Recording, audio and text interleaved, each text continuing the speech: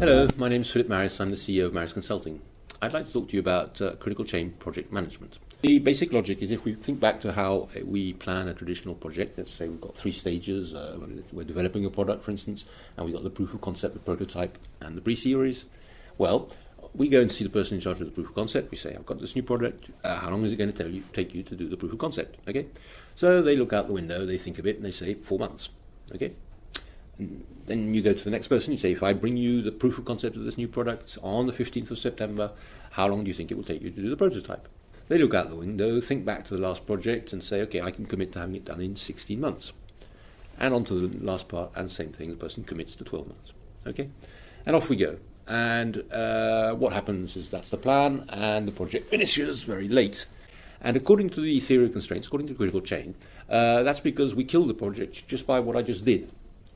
We asked people to commit to end dates within the tasks, okay?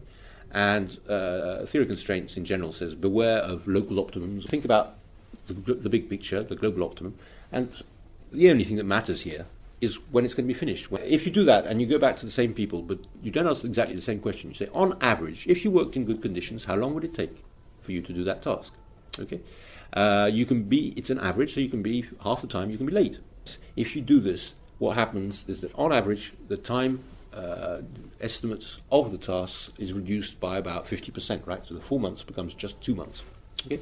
You do that throughout the organization. Of course, it will vary from one task to another, but on average you'll probably get rid of about half the duration. Okay? But that is unsafe, of course. We've taken out the safety. So what you do is you add a big buffer at the end of the project, right? A project buffer. And again, experience shows that it's often about a third of the duration of a project. Okay, so that's the way you plan a project. So we have the work to be done here and the protection, the buffer. The work to be done here is put on a chart called the fever chart, and it's the critical chain. Right, so we will start the project here and it will get finished there. The buffer is on the other axis. It's from here to here. We will start consuming the buffer like this. Okay, and the execution follows this fever chart in a very simple way. We start down here at the origin, of course, and off we go. If we're going up here, it means that the durations are slightly longer than average. That's fine, no problem. We've got a global buffer that's protecting us all. And we carry on like this. Okay. The rules, the 3 colors, it's very simple. If it's green, no problem. If you carry on in green, the project will finish early, in fact. If you get into yellow, watch out. It might be getting dangerous, so you want to plan corrective action. And if you get into red, you execute corrective action. That is for one project.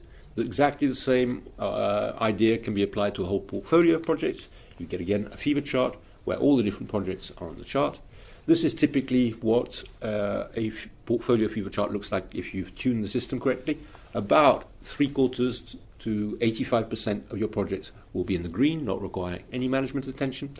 Some of them will be in yellow, and you'll just have to work on those. Okay, but you're in a system where the vast majority of your projects will finish on time without you interfering. Okay, and well, that's the beauty of the critical chain.